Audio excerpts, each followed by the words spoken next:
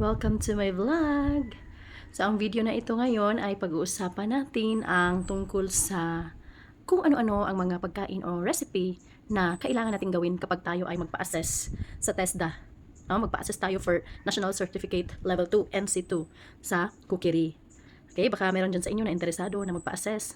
So, narito ang mga pagkain o dishes na kailangan natin gawin. Okay? So, bago lang ako nagpa-assess, doon sa MGB Training Center, at ang aming ginawa or niluto na pagkain ay siyam na klase.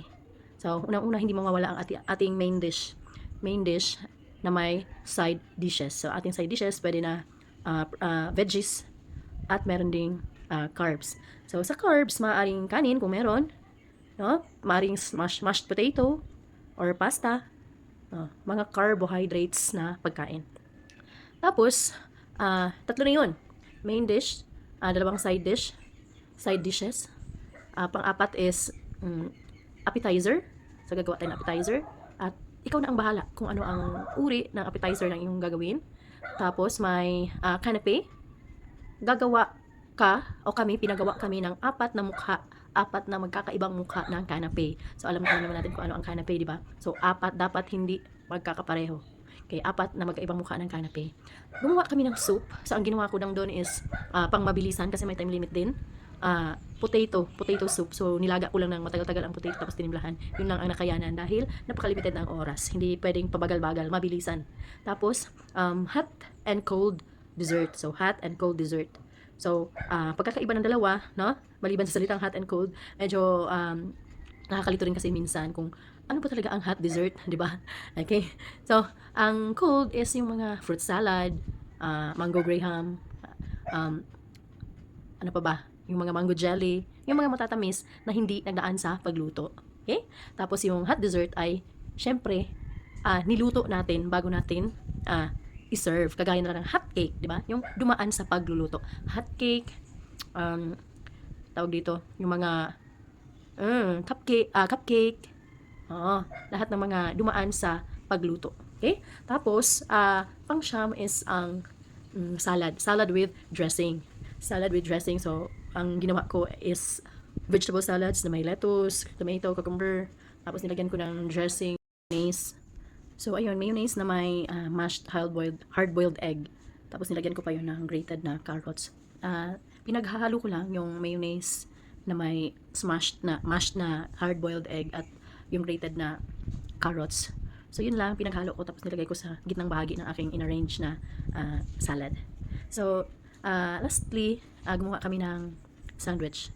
Yes, sandwich na may 3 layers of bread. So, ikaw nang bahala kung ano ang mga feelings na ilalagay. Basta kailangan lang malinis ang pagkakagawa kasi medyo stricto talaga kapag TESDA, no? Stricto sila. May mga assessor na talagang matasabi nating meticulosa at intuto sa pag-check at pag-rate ng gawa mo. So, sasabihin talaga nila kung ano ang nagustuhan at hindi sa gawa mo. So, particular sila sa kabuuang performance mo. I-check nila yung choices of plate mo. Siyempre, kasi yung plate yun ang frame ng ating dishes. So, mag-complement siya sa ating presentation.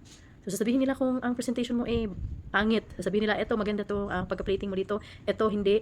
Eto, overcrowding. Dapat particular ka rin doon at syempre, mas okay rin na masabihan tayo kasi syempre natututo tayo. And ako talaga marami ako natutunan sa naging assessment ko. Okay, so sana sa iyong journey sa pagpapa-assess maging successful din at I hope na this video nakatulong in one way or another. So sana maging guide ito, mapag-aralan mo kung ano ang mga lulutuin kapag tayo ay magpa-assess sa TESDA.